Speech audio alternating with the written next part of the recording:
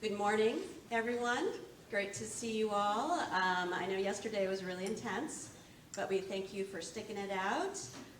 It was kind of our goal to keep this time together more brief, even though it was more intense. So thank you again for working with us on that. So we only have a half day today. So some of the hard part is over in terms of just endurance, but today we really do want to turn our attention to this solution space, if you will. This is something that I think we all are really eager to get to. Now that we kind of are a little bit more on the same page about what folks are doing, what are some of the tools out there, and some key principles and ideas to keep in mind. Again, the power of integrating all voices is so foundational to everything. So now today we turn our attention to doing what seems to be a resonating theme over the last day and a half. It's this: we are growing a community of practice, and we need to work as a collective. And so collectively, how do we turn some of these barriers that we've all faced into opportunities? How can we think about new and existing ways, now that we're sort of quasi-post-COVID, to connect with people and build community? There was one thing, again, that I've just heard over the last couple of days, is this idea of building community. In some cases, rebuilding community, particularly after we found ourselves in isolation for so long. And then can we start to build the relationships to support collective action? And that's what it's all going to come down to, are those relationships. It's not going to be the fancy tools. Yes, they're fun and they're lovely and they can really help if you can find the capacity to use them and the time. But really, ultimately, it's working together and building those relationships that really have that trust to, again, work together, share our goals, and we know it takes time, but we have a commitment as a community of practice to doing the good work. So I just wanted to briefly take an opportunity to give you a quick global perspective about kind of how people are starting to think about this kind of work. And this really applies to us in North America as well. And I worked with the Intergovernmental Panel on Climate Change, the other less important IPCC. If this is the first one, this amazing building in this space called the Tribal, well, I better stop with my, thank you, Interpueblo Cultural Center. Oh my goodness, I'm terrible. As a Fed, I'm still terrible at acronyms. At any rate, this report just came out, and I worked on the North America chapter with special attention to ecosystems and the adaptation sections. And so what I'm going to show you is really what came out at all different scales and levels, but it's an affirmation of some of the things that we're finding, and people are sharing these worldviews more and more. So we're not alone in any way, shape, or form, and I think you already know that, but this is just showing that we really are part of a global movement to get things done. And this is kind of obvious. Awareness for the need of adaptation is increasing, and there's gonna be a fair bit of text because I actually use the actual words. Just focus on the yellow ones, the ones I've highlighted. You don't need to read anything else, just to make it easier.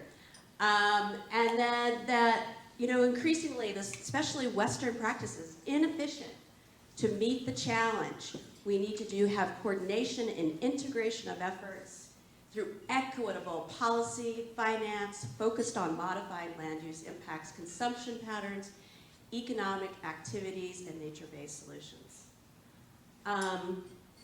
Transformational, long-term adaptation action, that is key to moving forward at scale to really address what is coming down the pike in the later part of the 21st century. And that again, equitable and effective climate solutions that can truly lead and help us lead. There's evidence for this now. We wouldn't have said this in our reports if there wasn't some form of evidence. And that's the thing about IPCC and the National Climate Assessment.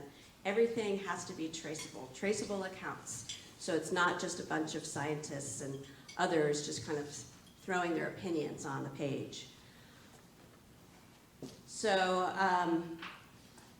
finally, there is really growing recognition, and I say North America here because this came out of the North America chapter, but this is shared now globally, that North America, the Southwest and California, indigenous peoples are actively addressing the compound impacts of climate change and historical and ongoing forms of colonialism.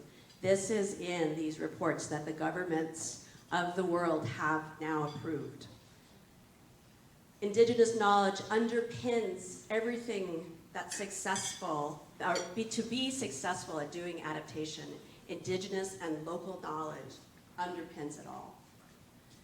Western scientific practices and technology may not be sufficient in addressing future natural resource management challenges. Okay, again, there's evidence for this. It's not enough to use what some of us have learned in some of our Western institutions. Supporting indigenous self-determination, recognizing indigenous people's rights, and supporting indigenous knowledge and other forms of local knowledge will be critical to reducing climate change risks to achieve adaptation success now and into the future. So I will say that we point out that adaptation cannot prevent all loss and damage. But accelerating our adaptation action can help reduce the worst. And some of these opportunities include working at the interface of mitigation and adaptation, disaster-proofing our infrastructure and the use of diverse energy sources. And I was talking to someone from the healthcare industry yesterday too, and this really came out loud and clear about the need to focus more in terms of public health. It's infecting people now, and again, those of us who have looked at environmental systems as separate from our own health, again, we look into indigenous and local knowledge and recognize our health is environmental health. It's one. So again, we looked at this yesterday. Again, working at that sort of interface really can help us accelerate some of the ideas that we're putting forward in terms of adaptation. Another big thing, and some of you may have heard of nature-based solutions.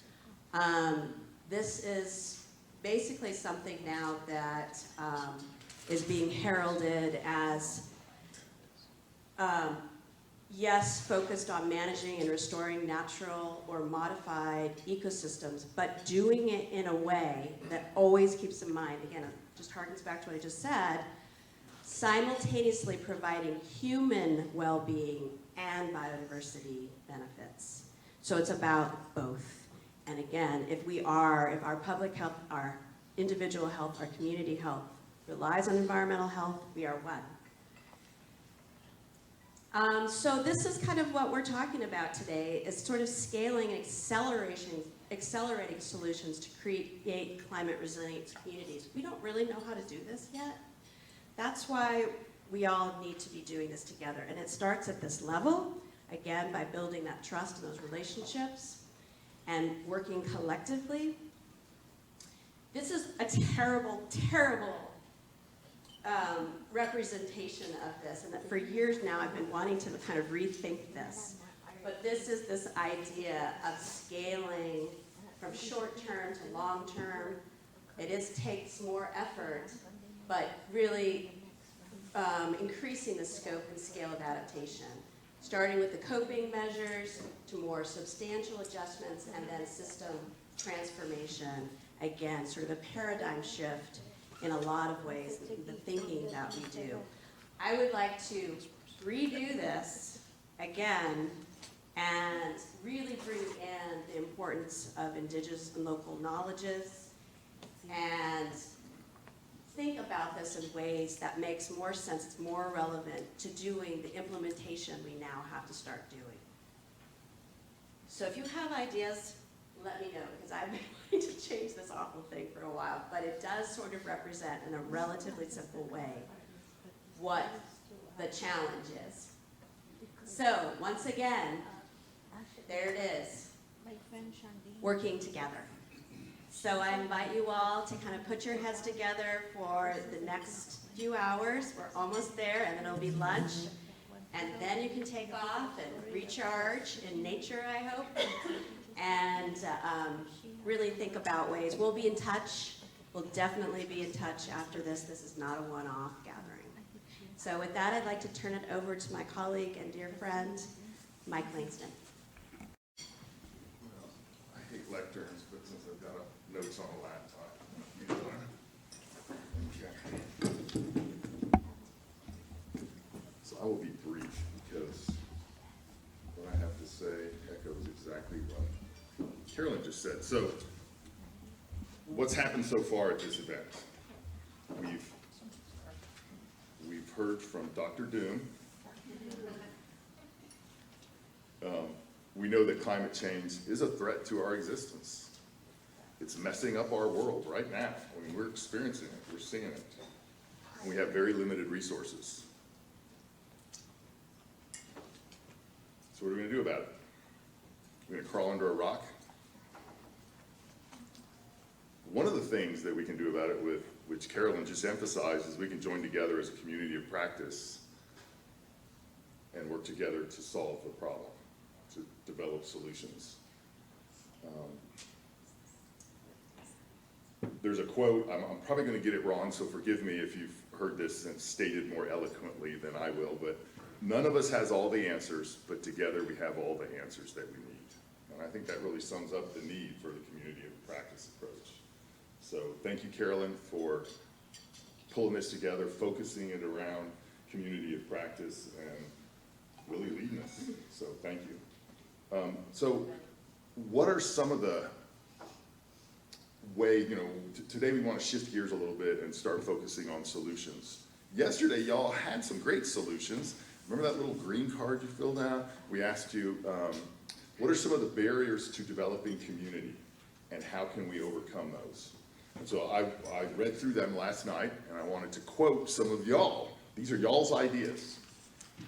How can we overcome the barriers to creating a good, solid community of practice?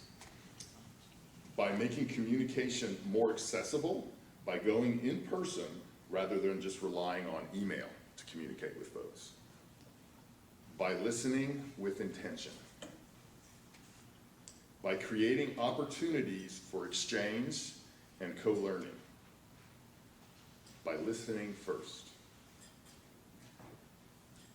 By talking to people in informal ways, not just preaching to them like I'm doing now, by coming to events like this. So that's one way to overcome barriers, is to function, and it's essential to us adapting to climate change. The one way that I was referring to is function as a community of practice, build those relationships. But there's other ways, and that's what we're going to ask you today to start developing. Start thinking, let's put on our thinking caps, let's think creatively, let's think outside the box. It's kind of like that exercise that we used to do with people who were, well, I guess people probably still do this, with folks who are thinking about what they'd like to do with their careers. You tell them, what if money wasn't an issue, resources weren't an issue? What would you do? What would you do for a living? Be president, is that? I vote for you. I would absolutely vote for Cynthia Naha for president. Tomorrow, let's have some bumper stickers. So anyway, so that's our charge for today, is think about creative solutions to the adaptation challenges that we face. Thank you.